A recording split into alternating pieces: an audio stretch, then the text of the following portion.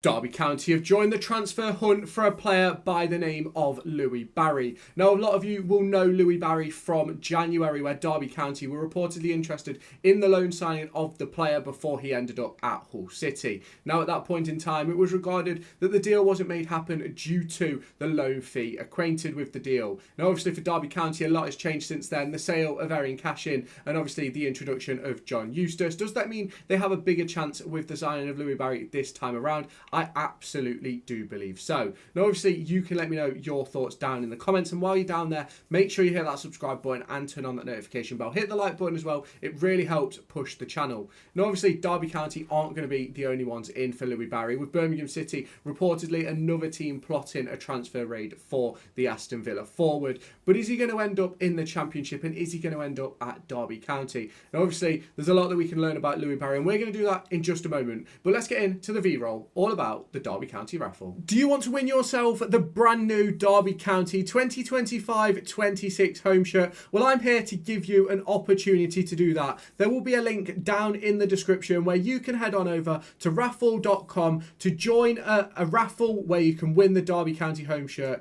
Ticket prices start at just £1 with a range of different discounts available. You can buy 2 tickets, get 2 free, 5 tickets, get 5 free, 10 tickets, get 10 free, and 15 tickets to get 15 free. The intention with this is to give you guys the opportunity to win a Derby County shirt for less than the valued cost in the shop. So if you haven't done so already, head on down to the description, click on the link in the description, which will take you over to raffle.com, create yourself an account, answer the question, and join this raffle. The winner will be announced on August 1st at 6 p.m. as the transfer window begins to draw to a close. So if you haven't done so already, head on over there and get your tickets. Hull Live are reporting that Derby County and Birmingham City are currently going head-to-head over that signing of Louie Barry. Now, obviously, Louie Barry came to Hull City at the back end of, well, midway through the January transfer window with a reported loan fee of about £1 million. And when he stepped up to the Championship, I believe he only made about 4 or 5 appearances, I think it was, and ultimately picked up an injury which ruled him out until the end of the season. Now,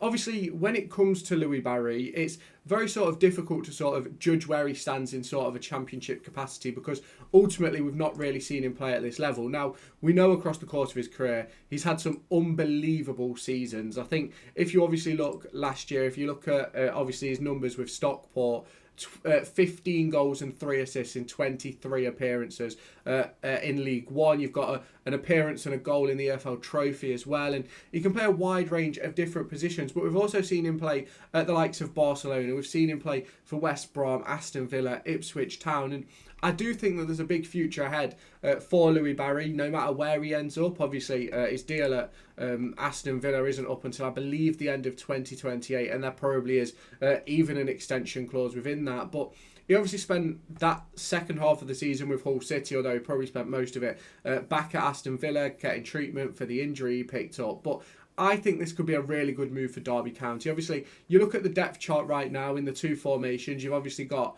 the 4-3-3, the 4-2-3-1 that we're going to look at, as that's what I anticipate John Eustace will move into. And I think he fits in perfectly across a range of different positions for that. Now, if we look at obviously his positional chart across the course of his career, mainly a left winger, centre forward type player, but can also play as that sort of second striker, the number 10, can play on the right hand side, can play in sort of a wing back role, which is sort of important for Derby County as they sort of look to improve their squad, and not just their quality of depth, but also the quality in other positions that could potentially fill in. Because you look last season and we didn't have anyone who could sort of fill in the wide areas if Mendes Lang and Caden Jackson weren't on form. You only had Corey Blackett-Taylor, who spent most of the season injured.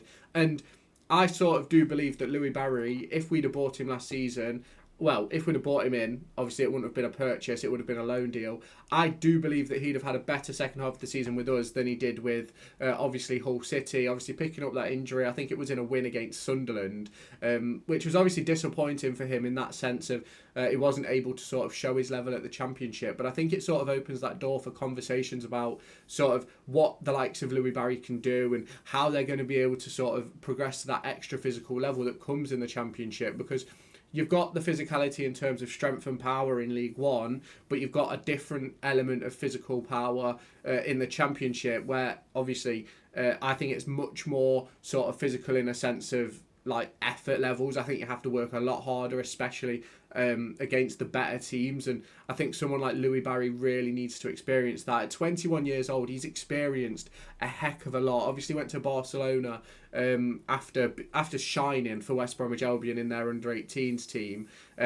Went to Barcelona, I think it was 2019-20, and ultimately that never really took off the way it should have done, because of obviously the problems that arose with COVID and things like that, and ultimately it meant that a lot of football wasn't played, which meant that he didn't do a lot when it was at Barcelona. I believe he only made something like 5 or 6 appearances while he was out there, which is obviously sort of not what you want as a player who's gone out to La Masia to sort of develop and become a much better player, and ultimately he never really sort of got the true experience of being sort of a Barcelona player or anything like that, and obviously never got those sort of opportunities like the likes of Martin Odegaard or Hendricks got at Real Madrid, because of the circumstance that they was facing with the fact that essentially no football was played for 6 or 7 months, which then obviously saw him return back to I believe it was Aston Villa, where he's been really, really good for Aston Villa, sort of in those youth teams. Obviously I believe he's made a senior appearance which was against Liverpool in the FA Cup, and scored a goal in that when they had to play their youth team. But it's one of those for me where he's had some really good spells out on loan. MK Dons didn't quite go to plan, but at Swindon Town, 14 appearances, 6 goals, 1 assist across the course of a League 2 campaign.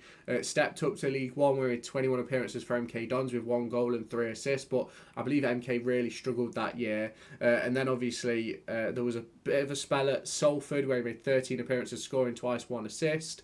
Then moved on to Stockport County, 20 games, 9 goals, 4 assists in League 2, before absolutely lighting the world up in League 1 with 23 appearances, 15 goals and 3 assists in the first half of the season, before being recalled by Aston Villa. And I personally, I think the real question that's going to come from this is the circumstances regarding where he's going to end up. Obviously, he will get the opportunity to go out on loan. It is being reported by a range of different sources, and I don't necessarily think that it is the wrong move by Aston Villa. I think it's absolutely the right move for the future of Louie Barry, and I think if you do look at Louie Barry and you look at the options that are on the table right now, you've got Birmingham City, obviously Derby County, you then go to some other clubs that are in the market for attacking reinforcements, and you've got West Brom and Coventry. Who is going to sort of take that step and sort of put an offer in, put a bid in for the player who could be an absolutely unbelievable player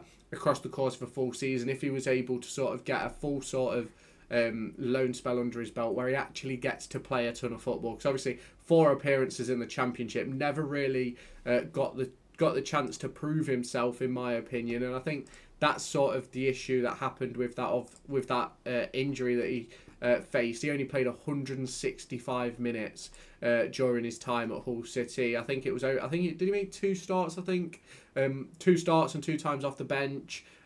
Which obviously isn't necessarily what you want to be seeing as a player trying to make your way in the game. But it's one of those where obviously as a loanee you've got to earn your place in the team, and I don't think well, actually that's a lie. I think if he comes into Derby, if we had a game tomorrow, Louie Barry signed today, I think he'd be a starter on the team sheet. Now, obviously that's sort of debatable depending on who you talk to. A lot of people would have different opinions, but I think Derby County at the moment really lacking those options in the wide areas, and that's sort of a big problem that's going to face Derby County heading into next season as it stands at the moment. Now, I know a lot of people have been talking about Derby County and the targets that we're being linked to at the moment, a lot of them being free transfers, a lot of them being loan deals, and I just want to sort of put it out there and make it clear that just because that's what we're reportedly in for doesn't mean there's other deals going off behind the scenes. For example, this Louie Barry one, the Cody Drammer one, there's a lot of deals that we'll be having discussions outside of Derby County, and obviously when we're talking about free transfers, they're the easy ones to get done. At this point, you can talk with the agent, you can talk with the player, you can have medicals done, you can have deals agreed,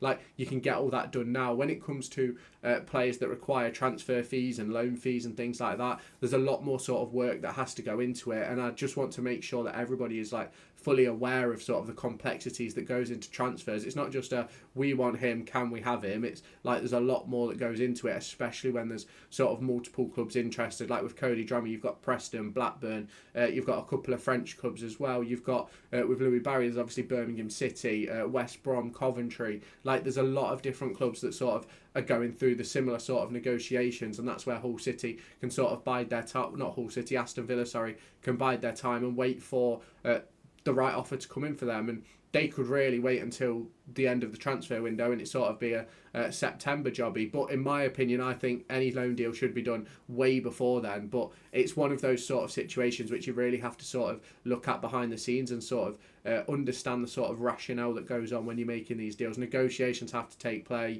The manager has to talk to the player, the manager has to talk to the agent. They have to sort of all get a true understanding of what they want so the player and the club can make the best decision for both of their futures. Because obviously Aston Villa are letting him out on loan with the intention of maybe him becoming a first team player for them, or maybe them collecting a fee for him in maybe a year's time. Obviously, if the deal had gone well at Hull City, there is a chance he could have been going for 10, 15 million right now. But ultimately, because of that injury hit loan spell, it wasn't the case. But obviously, a lot of moves will be getting done this summer. There's a lot of players that Derby County need to bring in. Now, you can obviously let me know your opinion down in the comments. If you have not done so already, make sure you hit that subscribe button. You turn on that notification bell. Hit the like button as well, because it really, really helps the channel. And obviously, if you haven't done so already, check out the raffle down in the description. There will be a V-roll at the end of this video. Do you want to win yourself the brand new Derby County 2025-26 home shirt? Well, I'm here to give you an opportunity to do that. There will be a link down in the description where you can head on over to raffle.com to join a raffle where you can win the Derby County home shirt. Ticket prices start at just £1 with a range of different discounts available. You can buy 2 tickets, get 2 free, 5 tickets, get 5 free, 10 tickets, get 10 free, and 15 tickets to get 15 free. The intention with this is to give you guys the opportunity to win a Derby County shirt for less than the valued cost in the shop. So if you haven't done so already, head on down to the description, click on the link in the description, which will take you over to raffle.com, create yourself an account, answer the question, and join this raffle. The winner will be announced on August 1st at 6 p.m. as the transfer window begins to draw to a close. So if you haven't done so already, head on over there and get your tickets.